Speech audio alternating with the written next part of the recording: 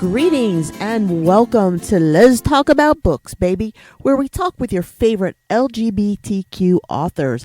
I'm Anita Kelly, and my guest today is E.P. Tuazon. Hi, E.P. Hey, how you doing? I am well. How are you doing? I'm great, Anita. I'm so glad to hear it. Great is great, you know. In these days, it's unusual, so we take what we can get. So, EP, thanks so much for being on the show. And I wanted to talk with you about your recently released collection of stories called A Professional Lola.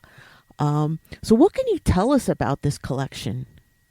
Well, it is a collection of short stories. Good start.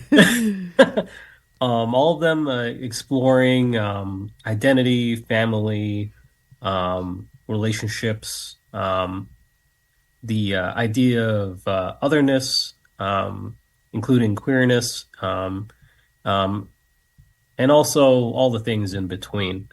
Um, my interests range from a lot of different things, and my work tends to cross genres a lot. There's a lot of like different elements from different things like sci-fi or horror, even sometimes fantasy. Wow. All right. So what I'm hearing is that each short story could be in a different genre, could be really have its own flavor to it. No one is really similar. Yes. Okay. All right. And I like what you said about you wanted to explore the idea of otherness, because I think that's so often people don't think in terms of others, right? It's, um, when you encounter someone, you really are looking for likeness, right? How can I connect with this person? What do we have in common? So you're not looking for, you know, um, otherness. So that's awesome. Um, so I wanted to ask you what kind of reviews is Lola receiving? It's receiving really good reviews, especially from my community. I wanted to write something that hasn't really been seen before with my uh, community in terms of the age group. I'm a millennial, and Okay. growing up, there's a lot of Filipino authors out there, but I think there's not a lot of Filipino authors that are writing about the same experiences that I've had um, as a Filipino American.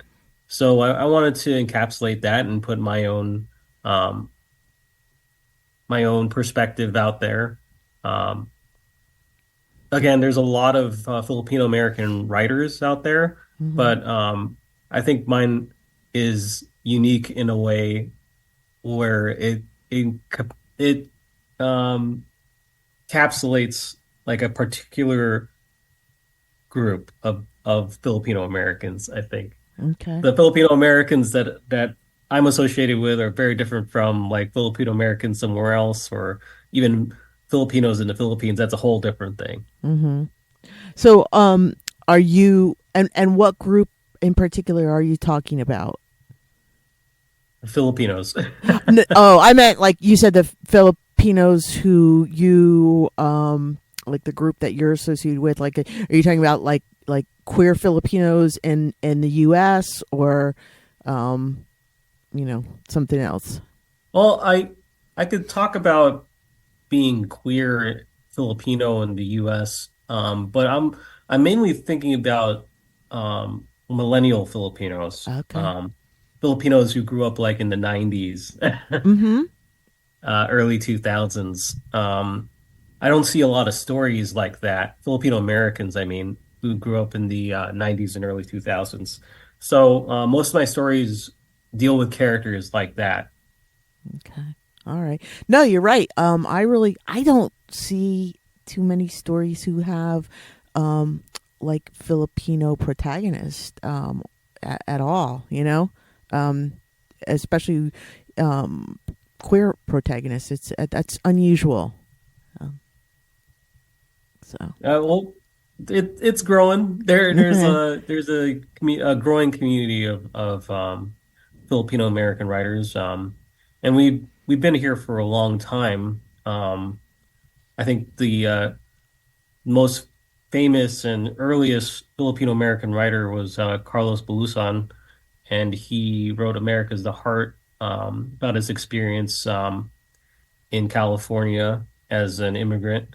Um, but ever since then, we've had people who were popular in the 90s, like Jessica Hagedorn, 2000s, like Leslie Tenario. And now we have like different um, genres of Filipino American writers. I think the most popular one is Mia Manansala, who writes those cozy mysteries. I think the most popular one being Arsenic and Adobo. Okay. Yep. I'm familiar with that. Yeah. All right. That's great. It really is. I was not aware that there were even that many Filipino authors um, right now. When did Carlos write that about his immigration?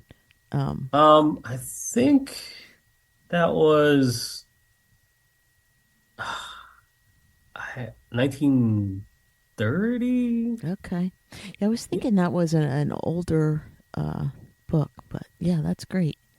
I'm always looking for things to check out, so that's wonderful. I'm going to check that out. yeah, it's called America's the Heart. Okay.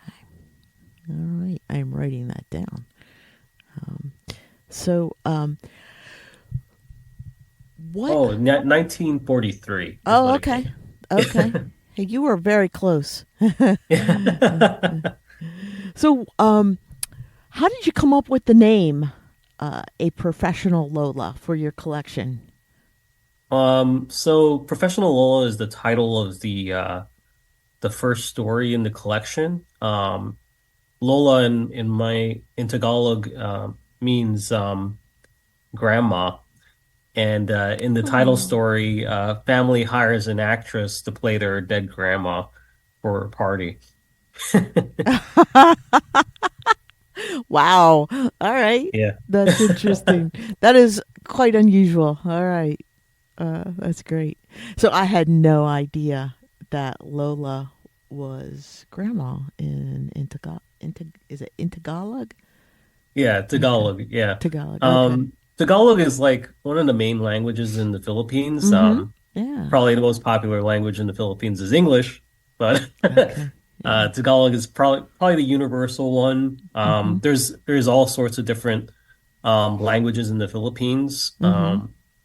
Ilocano is one, but Tagalog is probably the predominant one that most people use to communicate with each other from different regions. Yeah. Yeah. That's the only one I'm familiar with. That and the English language in the Philippines. My brother-in-law is Filipino and part Filipino anyway. His mother was from the Philippines, so I know a little bit about the culture. Um, but I actually not knowing what the story was about, just hearing the title and thinking that it's a queer anthology. Like what came to mind was the Kinks song Lola. Oh, Um, yeah, that's what I thought of immediately, and I had wondered if that's where you got the title from. Um, well, no, but you're not the first to assume that. I get a lot of people who are not familiar with Tagalog who often associates the name with that Kink song and think about what does that have to do with the story. yeah, Um, and it's really interesting because that story alludes to a trans relationship, um, but there's a lot of trans people in the Philippines, but the Philippines being predominantly um, Catholic yeah, and Muslim, you could see the homophobia and transphobia that comes with, Yeah. ironically, with the Philippines too. Um, Yeah. it's it's really interesting. I always talk about that with my family or with other Filipinos about how there's so many queer people in the Philippines, and yet um, we admonish them, we look down on them, or we treat them like a joke. And Mm. in the Philippines, like I think I forgot their name, but they're probably one of the most popular people on television and movies, and they're queer. And I just think about how can you be homophobic or transphobic and still, love this person, which is really interesting. I love to write about those gray areas. I love to write about those those difficult things to understand. Things are not black and white. Things are always strange. Things are Yeah. always in the gray.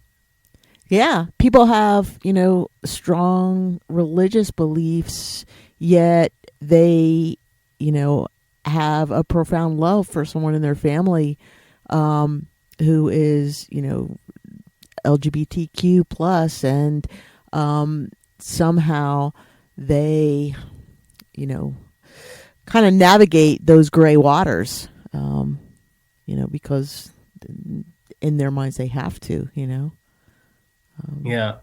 In fact, in the last story in the collection, um, it is about transphobia, and in the story, um, I have two bookend stories. So in the first story, somebody's pretending to be somebody's Lola, and in the last story, a grandpa, which is called Lolo in my language, turns into a grandma. So she turns into a oh, Lola oh, in the story.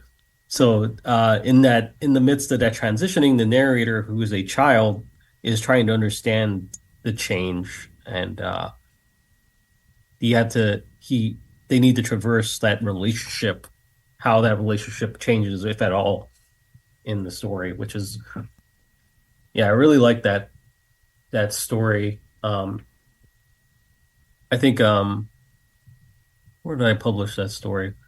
Um, I think I published it in Prairie Schooner, and they really loved that story in terms of like the relationship and dichotomy that it's trying to face. hmm. So I'm very proud of that story. Yeah, yeah, that is really interesting, um, and not something that would be readily accepted in the Filipino culture, right? Um, Not something you would see every day. um, and it kind of reminds me of that movie that it might still be out in the theater. Amelia Perez. Oh yeah.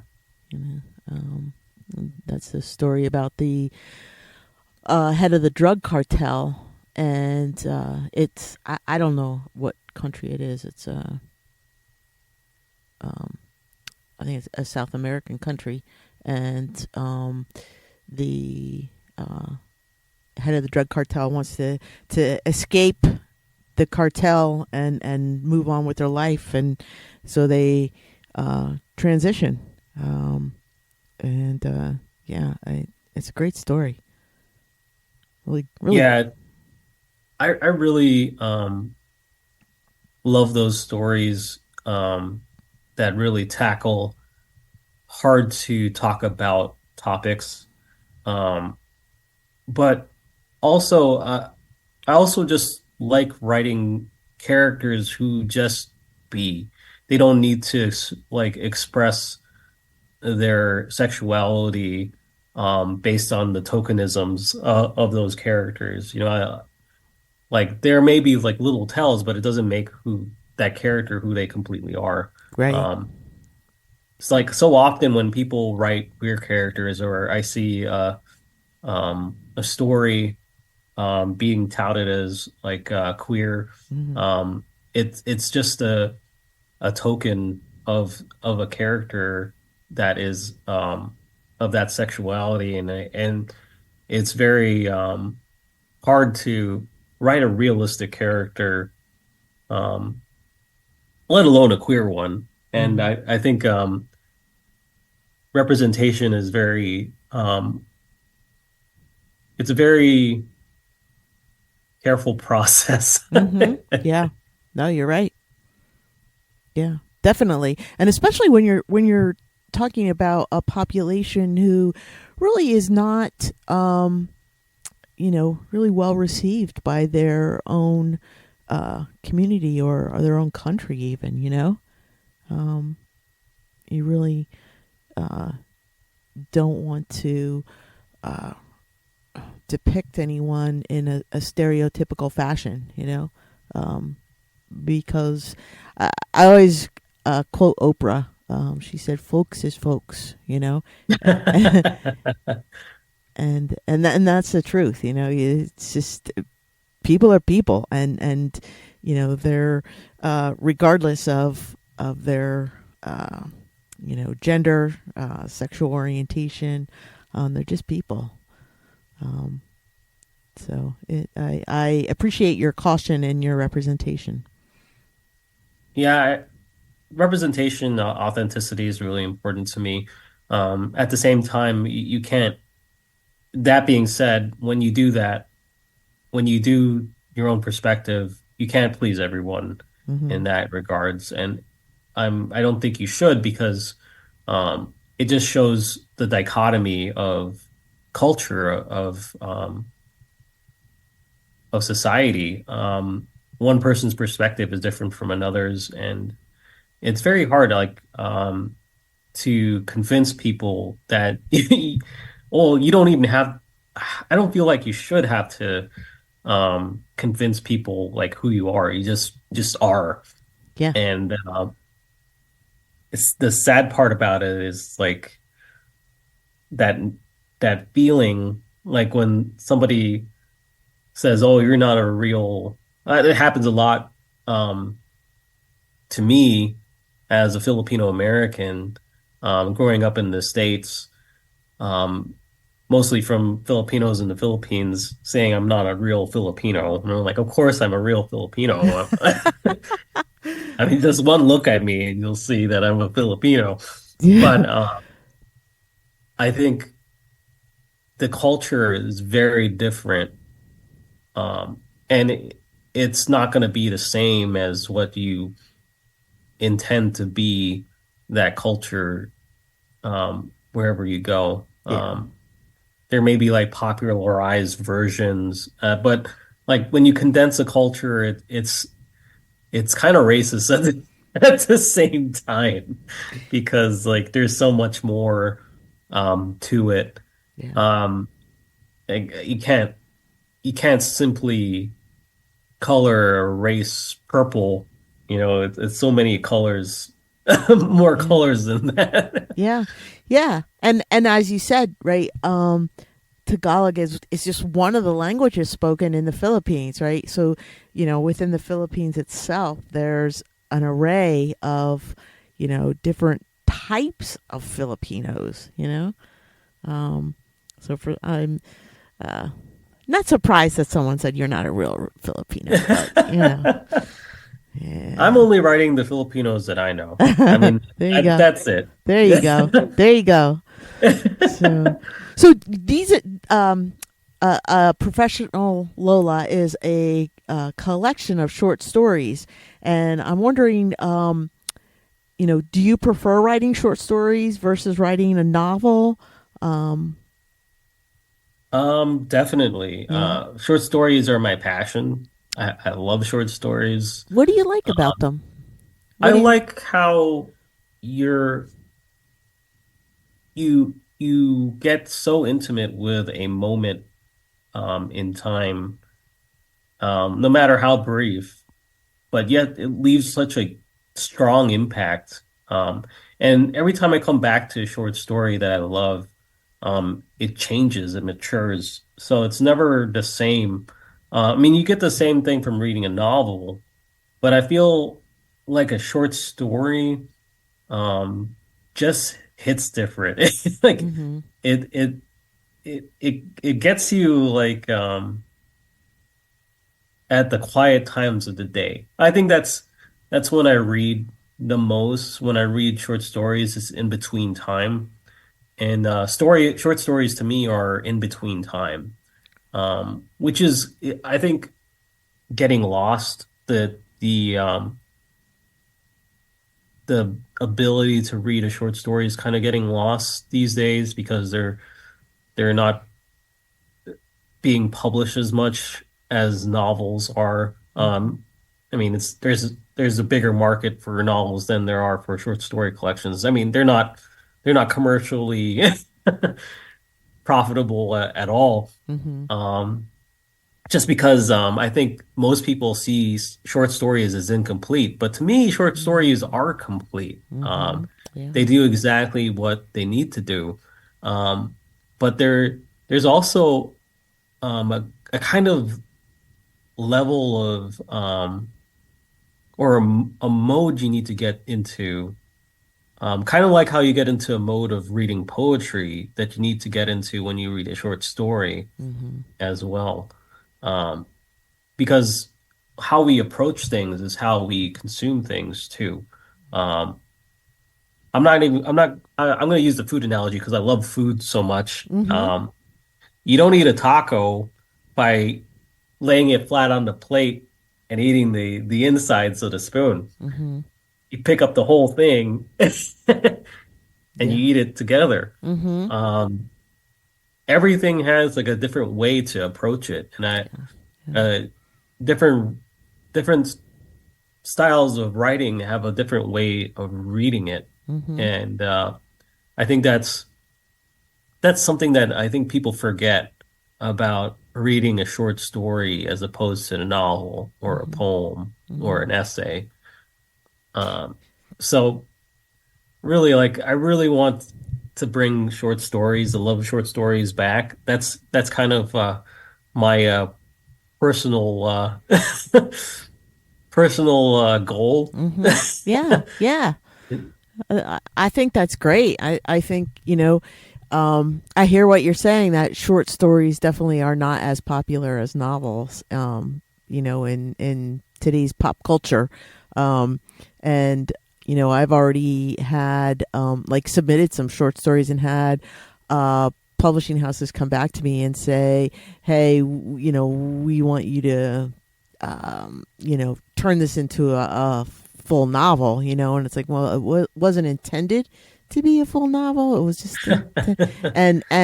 but you can't really explain that. You can't really, you know, argue with them about that, because, that's their bread and butter, really. So, Yeah. yeah. No, if an agent told me like, "Hey, turn this into a novel and we'll sign you," I'm like, "Yes, please, I'll do it." Jump through a hoop of fire for Yeah. you. Yeah. But Yeah. Yeah. sadly, um, just to get that in. But um, what's funny is an agent once told me. So I submitted a collection to like a literary agent, and they were very interested in this short story collection. But they said even though it's good, it's not marketable. It's a hard sell. Mm. Um, but they said like would have asked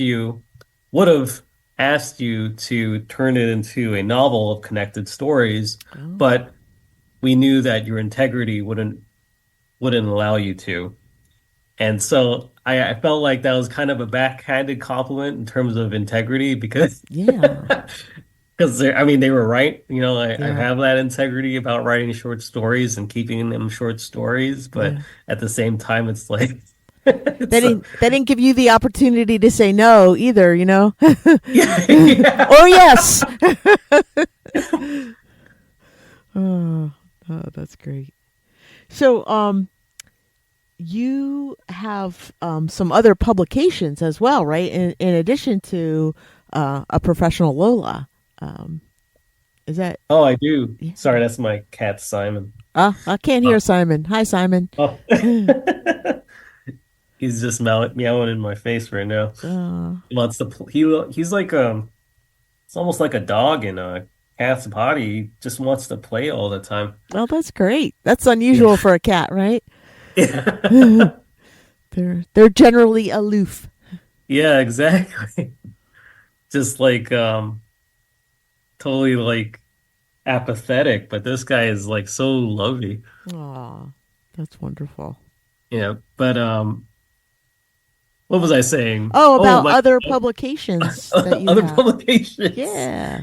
So yeah, I have a YA before this one, which was like a YA novella that I did with a small press that's no longer around anymore called Hash.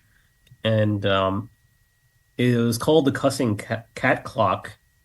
Um, and it was something I wrote like in a day. Wow. That's Yeah, impressive. it was something, it was a novella, so it was like 20,000 words. Um, but it was it encapsulated such like a short period in time where I was thinking about writing like a YA about this person who loses their cat and goes like on this midi odyssey to find her cat.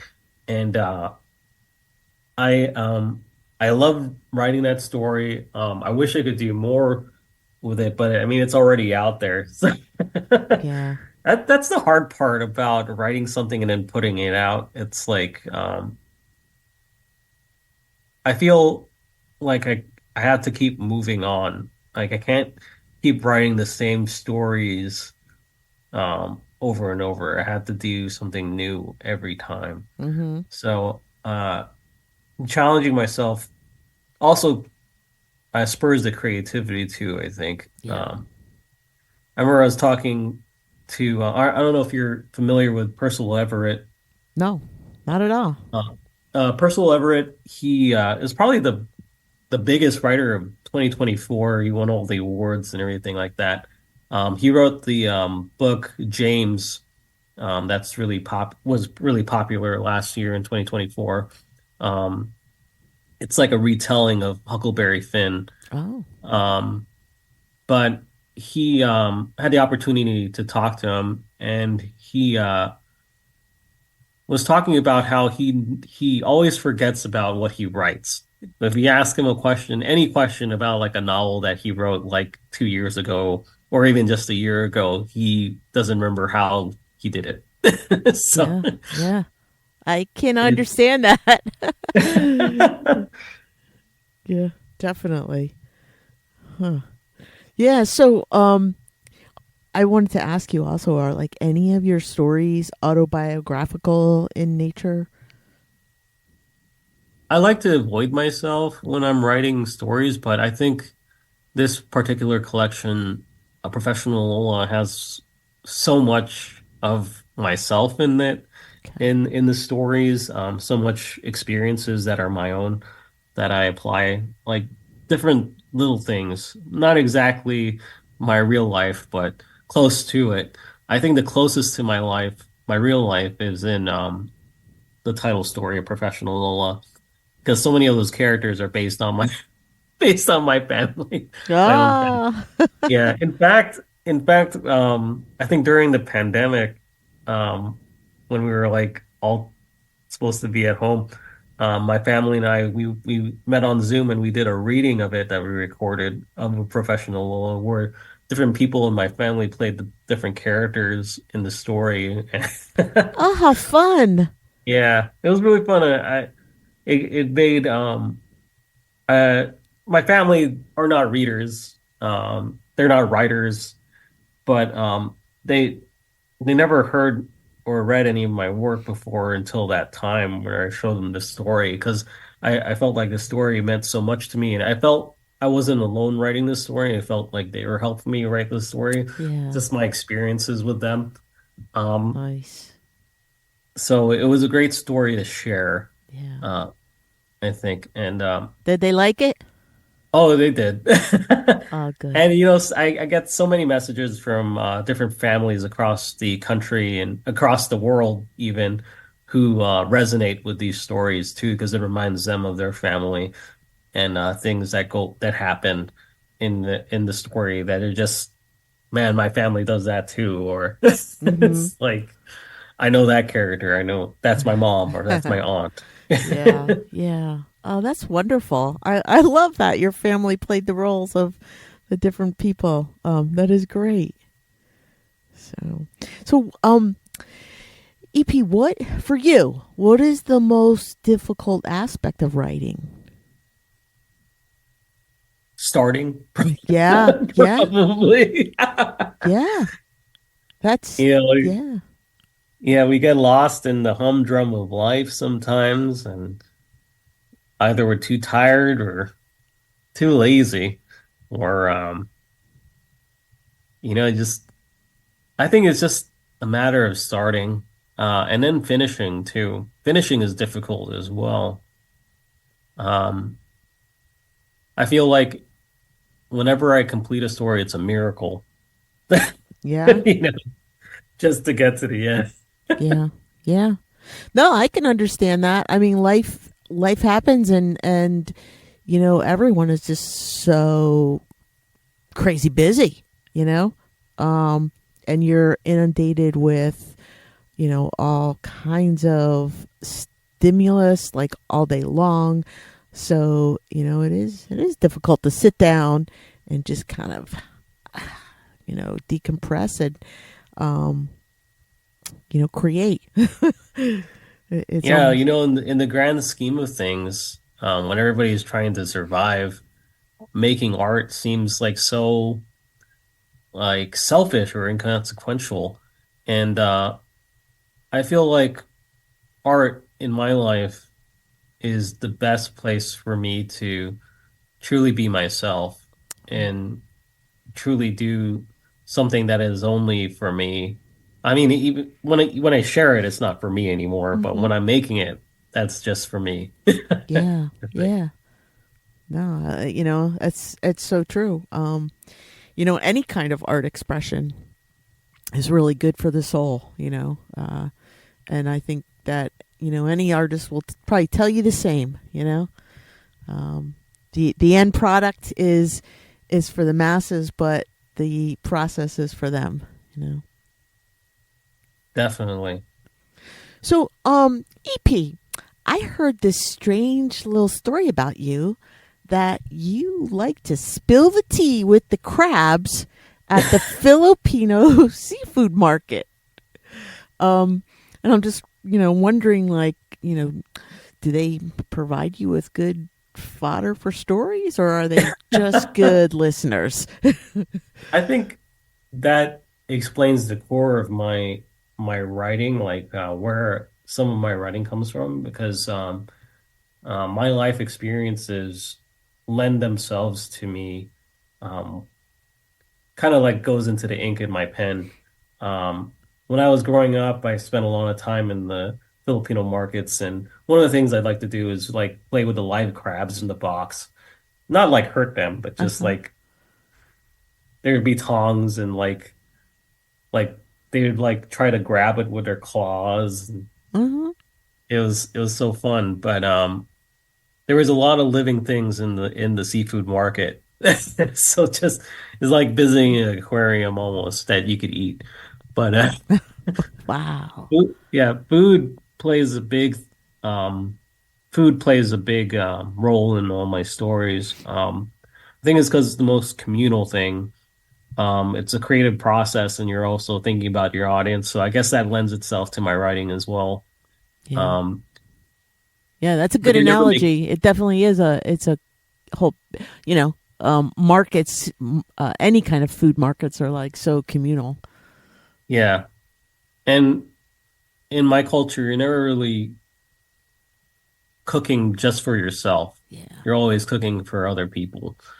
So it always reminds me of being with other people that you love and you care about. Um, and not necessarily the commercial aspect of the food, like selling food, but Hmm. just the enjoying food and making food for others because you love them, or um and the best meals aren't necessarily going to be the fancy ones. They're going to be the ones that you are made by a person you love, or um you share with people you love. Yep. Yep. So true. Uh, when I remember a long time ago, my one nephew made made a meatloaf for us. Just a simple meatloaf, but it was so good. And I was just like, Jeremy, this is so good. What did you put in it? And he's just like, it's made with a little bit of love. So, yeah, I always remember that. And that's so true. No, exactly. My grandma used to take care of me when I was a kid. And when I'd come to her house after school when I was a kid, she'd always have like a little bit of food for me. And in my culture, we eat with our hands. And she was eating like rice, salted egg, which is like kind of like this fermented egg Mm-hmm. with tomato and salted tiny shrimp. And like I asked her if I could have some, and she grabbed some with her hand to hand it to me, and I I ate it. We handed each other, like she handed off the food from her hand to my hand. Yeah. And I ate it.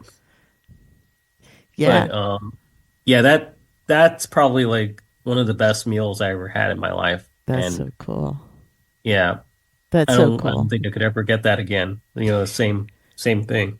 Yeah, and definitely, no one's going to be handing you food right in that manner. Picking it up with it just doesn't happen. That is great. That's really nice. Is your grandma still alive? No, Oh, unfortunately not. If she were alive, I think she'd be like 110 or something though. wow. Oh, all right. So when you're not talking with the crabs, and when you're not writing, what do you do for fun? What are you doing? Um, I listen to music. I like to find new music to listen to. Um, I like to play video games, which is something I've been trying to get back into, which is kind of like a joy that I kind of lost getting older. Yeah, yeah. Yeah. Watching movies, which is good. Hmm. Something I could watch together with my partner. And then yeah, that's pretty much it. Okay, so what kind of music are you listening to these days? Oh, Who's there's hot? this group I really love. They're called Michelle. Okay. And I was all 2024, I was just listening to their newest album like over and over and over again. And if they ever listen to this podcast, I'm a big fan. All right. All And right. yeah, that album is called Songs About You specifically, and I just listened to that whole album on repeat. It's great. I will tag them on social media. Please do. Yeah. So they know to listen. Definitely. Great. I'm going to check them out. Yeah, they're really good. Yeah, awesome. All right. Thanks for that recommendation. So, EP, we are about out of time, and I'm wondering if you have any parting words for our listeners today. Um, I like to be positive, because everybody needs some positivity Yep. out there. Yep. And I just want to let everybody know that their writing matters, their reading matters, and just to enjoy. And more than anything, even more than learning about something, just enjoy what you're doing, whether it be reading or writing or just living. Hmm. Just kind of be in the moment. Yeah, it's hard to do that these days. Sure is, boy. Oh yeah, yep. Don't I know it? But those are excellent, excellent parting words, right? Um, be positive. Writing and reading matters, and just enjoy what you're doing. So that's great. So EP Tuazon, thank you so much for being with us today. And listeners, check out their book called A Professional Lola. It's a collection of short stories, and I think that you're really going to enjoy them. Um, and that's all the time we have for today. So I am Anita Kelly, and thanks for joining Liz Talk About Books, baby. Until next time, may your journey be lighthearted, peace be plenty, and be safe, folks.